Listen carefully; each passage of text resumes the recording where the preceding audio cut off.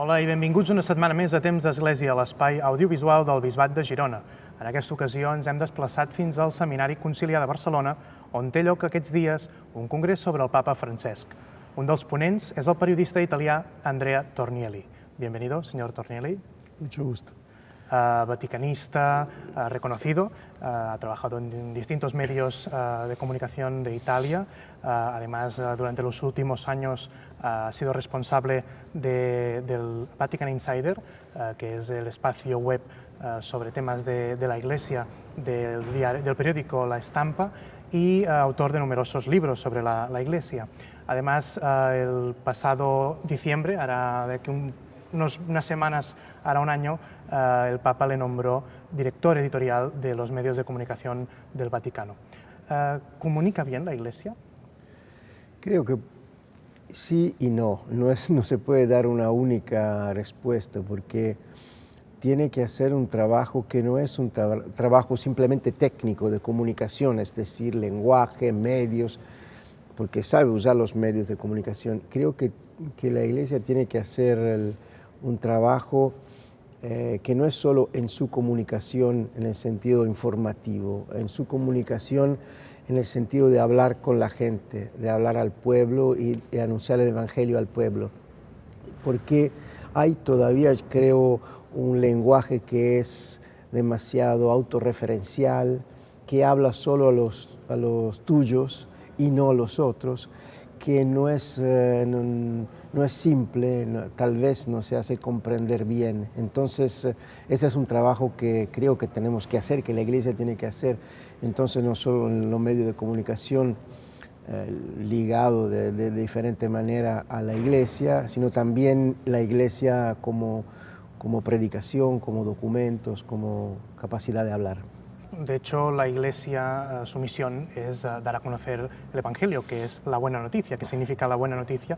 Usted un poco ya lo decía, pero ¿cuáles son las claves para comunicar el Evangelio hoy en día, en este caso en Europa, una Europa que cada vez está más secularizada? Ya San Pablo VI decía que no es el tiempo de los maestros, es el tiempo de los testigos. Y creo que esto hoy es mucho más verdadero, se comprende cómo nadie puede comunicar si no comunica su experiencia, si lo que comunica ya no es en su carne, es decir, si ya no en nuestro caso hablamos del anuncio del Evangelio, si ya uno no está conmovido por la palabra de Dios, en la experiencia de la fe. Sin esta participación, hoy es imposible, en mi opinión, comunicar, porque la gente ve y reconoce la autenticidad, reconoce el verdadero testimonio. Entonces, yo creo que hoy se puede comunicar y la situación de secularización que nosotros vivimos en Europa, en diferentes países de Europa, claro, es una dificultad porque la gente ya no vive más la experiencia cristiana, no conoce la experiencia de vida cristiana, pero por otro lado tiene una gran necesidad de ser escuchada. La gente quiere ser escuchada y necesita encontrar un rostro de misericordia de un Dios que te abraza antes que juzgarte. Y este significa una gran posibilidad, una gran ocasión para todos los cristianos de anunciar el Evangelio. Usted ha tenido la oportunidad de seguir de cerca la actualidad de la Iglesia a través de 3 pontificados, si no me equivoco. ¿Cómo definiría los estilos de cada uno de los papas que usted ha seguido, Juan Pablo II, Benedicto XVI, Francisco? ¿Cómo los definiría? Son estilos un poquito diferentes uno del otro porque los papas son diferentes, la vida, la formación, la experiencia son diferentes, pero yo creo que los 3 fueron y son todos muy buenos comunicadores, porque el Papa Juan Pablo II era un papa de la palabra, pero también de los gestos, y esas cosas que nunca ningún papa había hecho. Los viajes, gestos proféticos, y se veía y se comprendía lo que quería decir. El Papa Benedicto usó ha usado en su pontificado la palabra de una manera contundente, muy interesante, muy fuerte, con imágenes. Cuando habló a los jóvenes haciendo una comparación de la transformación del cuerpo de Cristo en la Eucaristía con la fusión nuclear, por ejemplo, cuando habló de una razón que no tiene la posibilidad de ser iluminada a la luz del sol como un gran palacio sin ventanas. Entonces tenía esta genialidad, porque tiene esta genialidad de comunicar en la palabra. Francisco creo que es un papa que tiene la capacidad de comunicar la ternura y la proximidad. Esto más, porque es un papa de gestos, pero más comunica la ternura y la proximidad. Se ve que es capaz de mostrar el rostro de un Dios que es ternura y que es verdaderamente cercano a la gente, a sus sufrimientos de la gente. ¿Considera que estos estilos complementarios responden un poco a los signos de los tiempos? Yo creo que es una historia y yo creo que nada va a pasar acaso, por ejemplo, porque claro que hay una historia y sí, son signos del tiempo. Después del Papa Pablo VI, cuando la Iglesia tenía un poquito de miedo, una situación difícil del postconcilio, la fuerza de Juan Pablo II, una renovada anunciación del Evangelio fue un gran don para la Iglesia. El magisterio simple y humilde de Benedicto, porque Benedicto fue un papa humilde durante todo su pontificado, sabiendo hablar y explicar conceptos teológicos muy altos, muy difíciles, de una manera así simple. Y ahora Francisco, que es como si los predecesores ya habían dicho todo, y ahora él testimonia con su misma persona esta cercanía y esta proximidad. Y Francisco, la gente lo entiende muy bien, lo entiende muy bien. Esto que decía, ¿no? Que la cercanía, los gestos de Francisco, de hecho sorprendieron desde el minuto cero, desde que salió por el balcón de San Pedro. ¿Usted lo conocía de antes? ¿Cómo lo vivió profesionalmente? ¿Habían sospechas?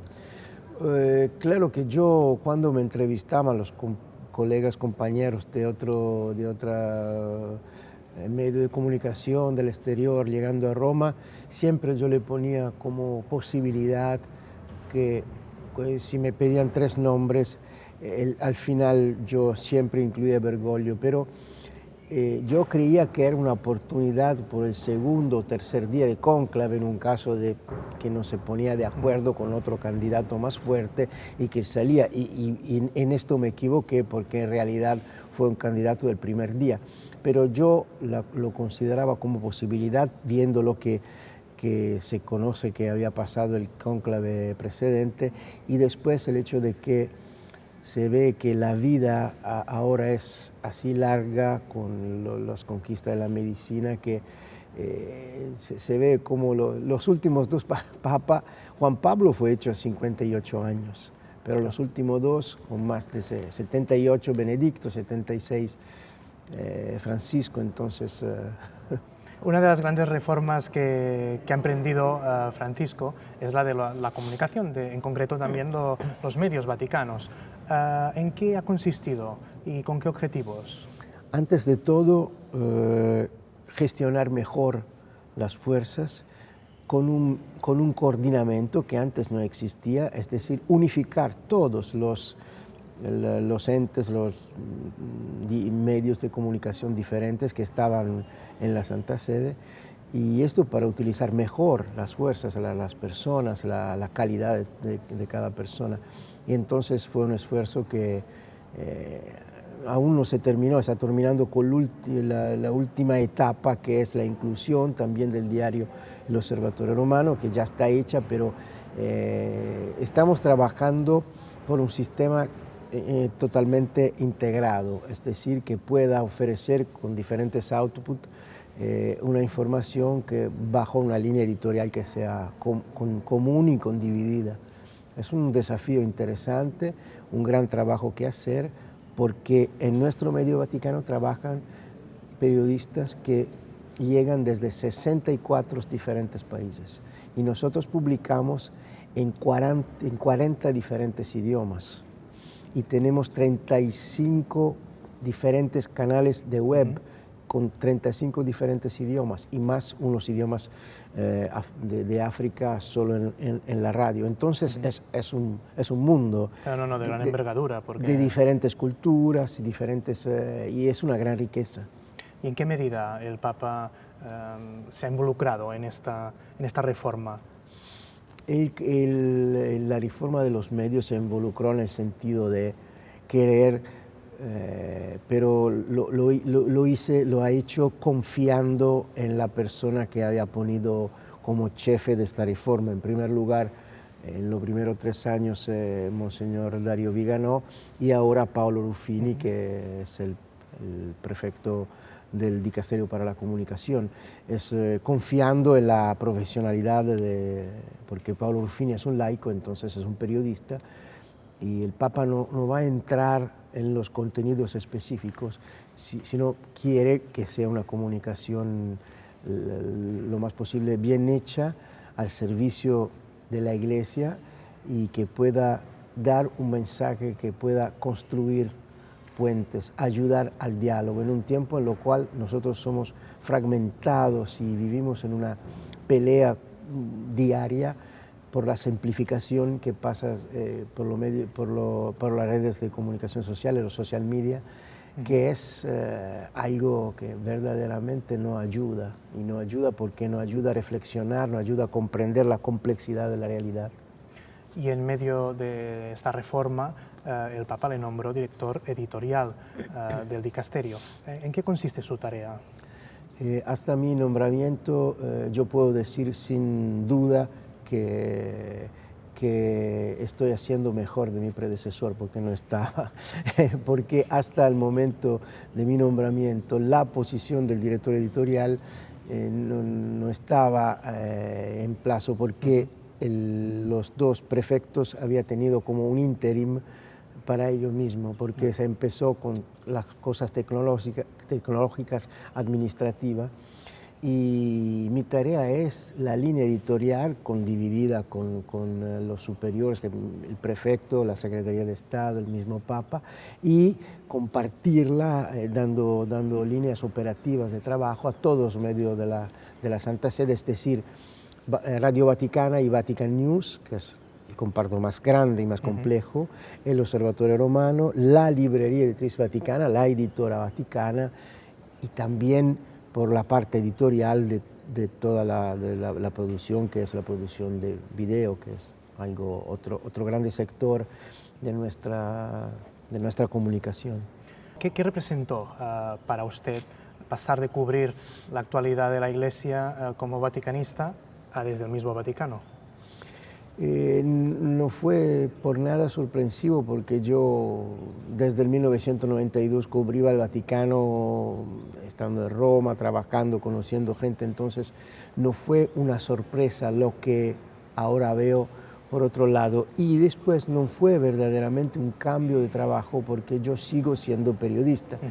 Es decir, que tengo que cubrir bien el Papa, pero no solo el Papa, los hechos de la vida de la Iglesia, entonces comprender, averiguar bien las informaciones. Esto ya era mi programa de hacerlo antes, pero ahora tengo una responsabilidad mucho más grande, porque si vamos a dar una noticia sobre la Iglesia en Vatican News, en Radio Vaticana, se considera que sea como algo de oficial o común, que tiene que ser verdaderamente bien fundado. Entonces, no he cambiado muchísimo mi trabajo. ¿Cuáles son los criterios que tienen para seleccionar los temas que tratan en general en los distintos medios del Vaticano? Claro que cada medio tiene una vocación. La radio, es voz, el Observatorio Romano es un diario en papel, y creo que se va a conformar con una vocación siempre más de profundizar las cosas, no de dar las noticias, porque hoy las noticias están en la red.